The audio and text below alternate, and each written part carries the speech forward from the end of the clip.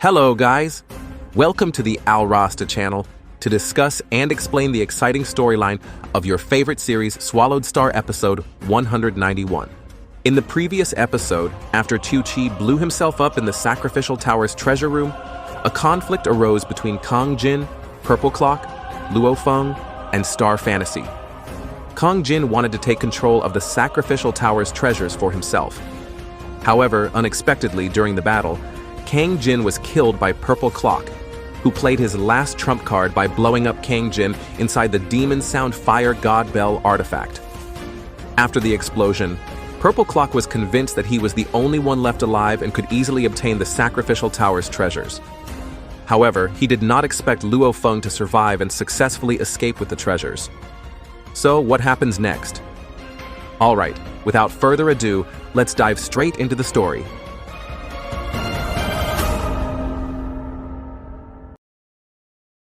In Luo Feng's inner world, it was time to open the Yanji race's treasure chest that had been fought over earlier. With Mo Sha's clone body, Luo Feng had now copied the body shape of Elder Chu Chi. This was how he would open the treasure chest that could only be opened by the Yanji race.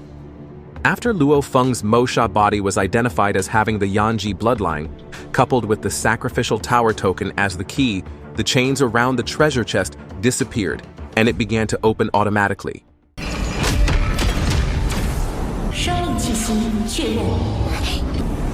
It was clear that the treasure chest contained 3 storage rings, and after seeing them, Babata explained that Luo Feng would now become truly wealthy. The first ring contained the combined wealth of all Yanji race members below the Immortal level. Meanwhile, the second ring contained the equipment and treasures of the Immortal warriors of the Yanji race. When added to the treasures left behind by Kong Jin and the others, the total wealth that Luo Feng obtained was 5.6 billion Hunuan.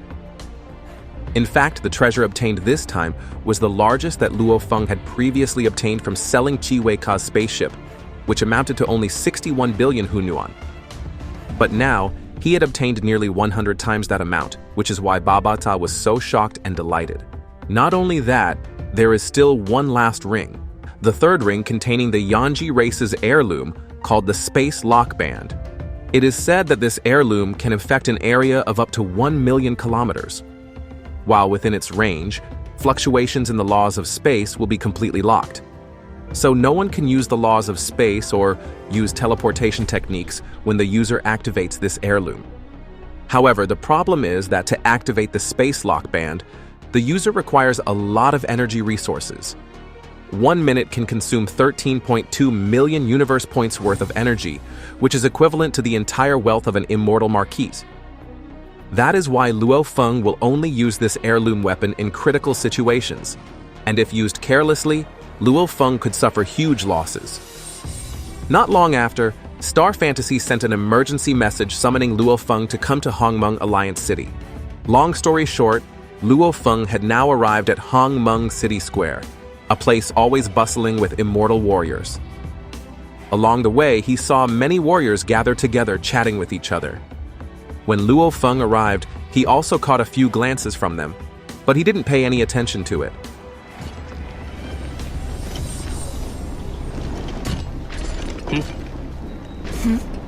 When he met Star Fantasy again, through telepathic communication, the woman told him that she had recently received many questions from other warriors who thought she had obtained treasure from the Sacrificial Tower. When asked about the treasure, Star Fantasy immediately denied having obtained it. However, that did not stop the warriors there from continuing their investigation. Well, no wonder they looked so serious while talking. Luo Feng was curious about where the human warriors had obtained that secret information. Well, it was definitely from King Purple Clock. Meanwhile, inside the Sacrificial Tower, the former treasure room, 2 warriors from foreign races were conducting an investigation. The 2 warriors saw that the surface of the room had collapsed downward, and there was no treasure left there. According to the information they obtained from the Purple Clock, the treasures there had been taken by a small human race called Yang. Not only the 2 of them, but there were still many warriors from the foreign race who were investigating the human warrior named Yang. After conducting extensive searches, they all finally agreed that the human named Yang was currently hiding in the human base headquarters, so the foreign race on the Yanji continent would not be able to target him for the time being. 基地同步的最新消息。把握。比利。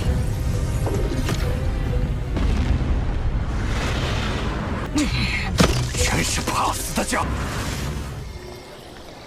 Additionally, Yang, also known as Luo Feng, had just collaborated with King Tianzhen, who is Ye Chen's friend, to obtain the latest information about the movements of all races on the Yanji continent from him. For Tianzhen, such information is crucial. When a foreign race intends to do harm, humans must unite to face it. If Luo Feng feels that the extraterritorial battlefield is too dangerous, especially since he is operating solo, Tianzhen is willing to recruit Luo Feng into his team at any time. But, well, of course, Luo Feng preferred to go solo so he could freely use his powers. Based on the latest information, Luo Feng found that Purple Clock seemed to be targeting only him. The good news was that the information about Star Fantasy had not been leaked at all. Still thinking about other people, Babata snapped, who was relaxing while lying down. She reminded Luo Feng that as long as he was inside the base headquarters, he would indeed avoid being pursued. But this would make the powerful warriors of various races in the universe even more suspicious of Luo Feng, and think that Luo Feng must indeed have the treasure.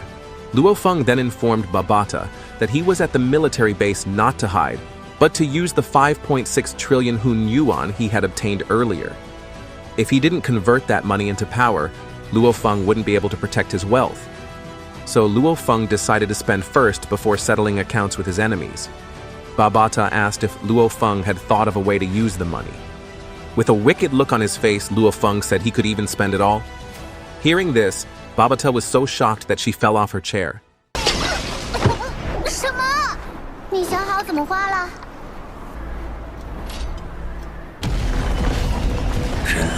In a cold ice cave, still in the Yanji continent.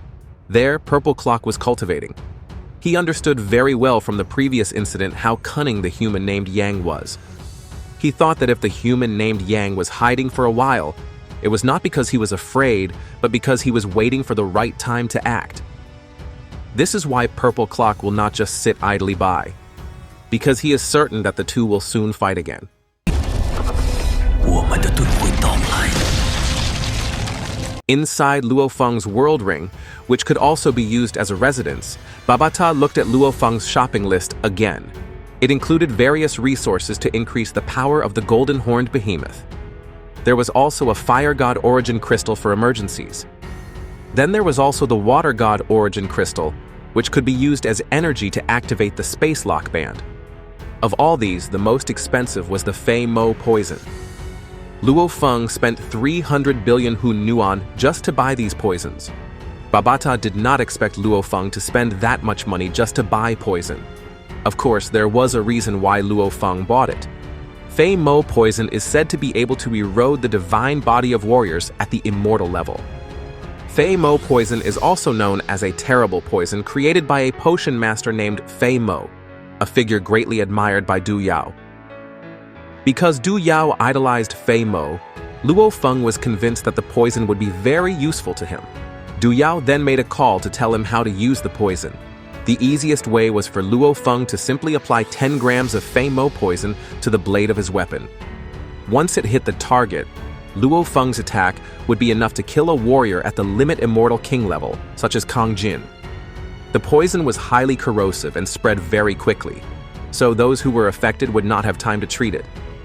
When Luo Feng thanked his senior, Du Yao also wanted to thank him in return, because Luo Feng had provided Du Yao with resources for Amo, Du Yao's beloved plant. However, Du Yao was a bit too shy to say thank you. Not long after, Taiwo's teammate also contacted Luo Feng. However, the meeting was very brief. After greeting each other, they ended the call to attend to their respective business.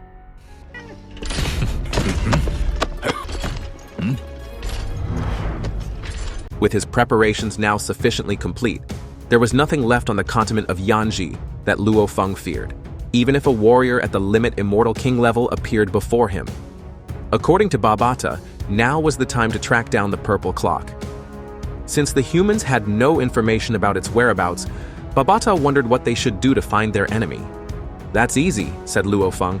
All he needed to do was put up a bounty for finding the purple clock. As long as he had enough money, anything was possible. The purple clock bounty was announced to all human factions. The reward was offered by Yang, with a value of 50 million Hu Yuan, and the task was simply to provide the coordinates of the King Purple Clock. Once the accuracy of the coordinates was confirmed, the money would be transferred immediately. The amount was enormous, especially for just finding someone's coordinates. Of course, there would be many warriors interested in immediately conducting the search. Lately, Luo Feng had become humble because no one knew he had a treasure. But once enemies from various races found out, Luo Feng would surely become the target of many parties. That was why, rather than having to avoid and hide, it would be better for Luo Feng to show his strength. Strength sufficient to intimidate powerful warriors from various races in the universe. 震慑各族强者肯定会争相来抢。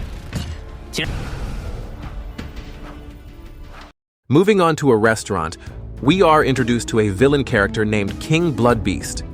King Bloodbeast says that there are now many immortal humans on the Yanji continent who are frantically trying to find the coordinates of the purple clock. King Heavy Arrow continues, saying that the reward for this search is even twice as much as the reward offered by Ziwei Ka for finding the coordinates of the Silver Wing King. King Heavy Arrow is convinced that Yang has also asked for a lot of help from humans in order to get rid of Purple Clock. Even though he is being targeted, Purple Clock just laughs. He is not worried at all, because now he has King Bloodbeast and King Heavy Arrow who will fight alongside him. Both of them were warriors who had reached the limit Immortal King level. With both of them by his side, Purple Clock felt that no one on the Yanji continent was capable of defeating him. It is said that Star Tower is the most dangerous battlefield in the 7th area, a gathering place for limit Immortal King warriors of various races. That is why King Heavy Arrow and King Bloodbeast are not afraid of the Immortal King warriors on the Yanji continent, whose levels are still below theirs. In preparation for his plan to defeat the human named Yang, Purple Clock will pretend to be weak at first, waiting for his enemy to let his guard down, and that is when he will appear. 根本不解，我见势敌已弱，不为惧。等他轻敌，再现身。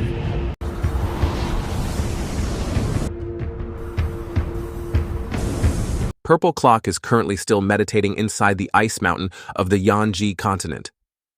At the same location, but at a considerable distance away, Luo Feng also arrived. He came using the Star Fantasy teleportation service. When sensing the fluctuations of the teleportation power, Purple Clock felt that Yang had fallen into his trap. Right after Star Fantasy left, Babata informed Luo Feng that Purple Clock was now in a cave 3,210 kilometers away. Since Purple Clock did not hide his coordinates, it was very clear that the enemy was already waiting. Luo Feng knew that Purple Clock was setting a trap. Luo Feng also knew that Purple Clock must have known that Luo Feng had prepared himself. Well, both of them knew, and had made their preparations. Now it was just a matter of determining who would die in the battle. Luo Feng began his initial attack by mobilizing the insect race troops led by Arena. On the other hand, Purple Clock was curious as to why Yang had not yet attacked. But before long, he realized that there was a laser attack from a distance trying to eliminate him. The powerful energy he felt instantly made Purple Clock dodge. If he hadn't dodged, he would have died before he could put up a fight. 怎么还不动手？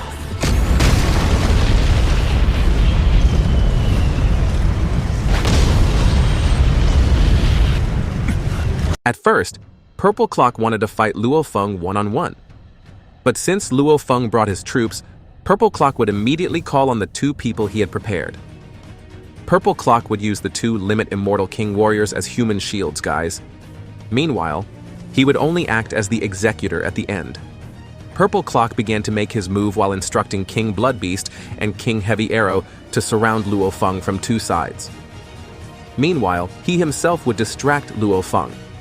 This time, the enemy's plan was to suppress the enemy's movements so that Luo Feng would not have a chance to attack. When Purple Clock approached him, Luo Feng, who had just sent the insect race troops into the ring, also wanted to fight Purple Clock alone. Not only that, The enemy said that Purple Clock must be the one who had spread information about him with the aim of getting Luo Feng out of the military base. But now, it was Purple Clock who was hiding like a turtle in its shell. Meanwhile, Purple Clock was convinced that Luo Feng must have bought powerful weapons. That was why he dared to show up after hiding for so long. Even so, Purple Clock was not afraid because his two powerful comrades would arrive soon and immediately ambush Luo Feng. Even if Luo Feng had deadly weapons, in the end, it would be the two new villain characters who would serve as human shields. Purple Clock became curious about what trump card Luo Feng would use after obtaining the Yanji treasure. Before the battle began, Luo Feng challenged Purple Clock to reveal his trump card. Otherwise, Luo Feng felt he wouldn't need to reveal his own trump card to fight Purple Clock. At that moment, an arrow attack aimed at Luo Feng appeared from another direction. When he dodged it with a resonance movement, Luo Feng, who wanted to escape, remained in place. Although he was not hit directly, the arrow attack deactivated Luo Feng's movement technique. At the same time, the King Bloodbeast appeared with his fist ready to hit Luo Feng. After seeing them with his own eyes, Luo Feng knew that the two enemies who had arrived were at the limit Immortal King level. According to the battle data he had studied, Luo Feng knew that they were the King Bloodbeast and the King Heavy Arrow. Even though he had checked the information about these two new enemies, the powerful aura Luo Feng felt when facing them directly still made him feel pressured, showing that these two new enemies were indeed that strong guys. As planned, the enemies now ambushed Luo Feng from all sides. In this situation, Luo Feng did not flinch at all. Without hesitation, he activated the Space Lock Band. When Luo Feng raised his arm, a giant tornado appeared, putting pressure on the three enemies there. King Bloodbeast asked Purple Clock why this target was so strong. Purple Clock had previously said that Yang was weak. Not long after, Luo Feng was now able to manipulate the laws of space and teleportation around him. After surveying the area around the tornado, Purple Clock realized that there were carvings similar to those found in the Sacrificial Tower, a place where teleportation was impossible. These observations convinced him that Luo Feng, who was dominating the battle, must be using a treasure from the Sacrificial Tower. An extraordinary treasure. Its value must be extremely high, which made King Bloodbeast and King Heavy Arrow even more eager to defeat their target and seize the treasure. Although they paused briefly, the three of them then resumed their ambush attack on Luo Feng, who was considered unable to escape anywhere. With a smile, Luo Feng said, "It's actually those three who can't go anywhere." Luo Feng took out 2 Fire God Origin Crystals, immediately surprising his enemies. The Fire God Origin Crystal Luo Feng used this time was the strongest of its level.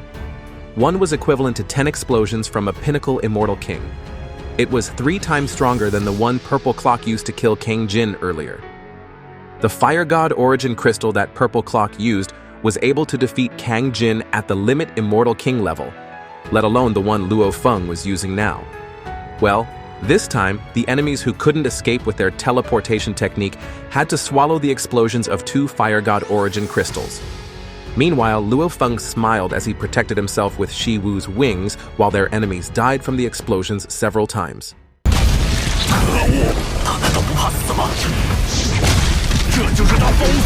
Bloodbeast and Heavy Arrow assume that their target is crazy.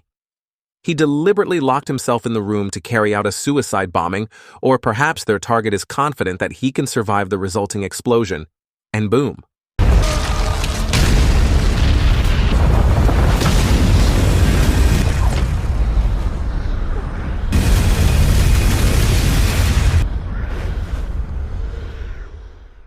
Even though Bloodbeast and Heavy Arrow died, Purple Clock miraculously survived. He emerged from the pool of hot lava and thought that Luo Feng was dead.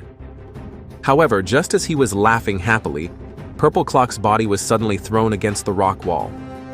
A sword was stuck in his body.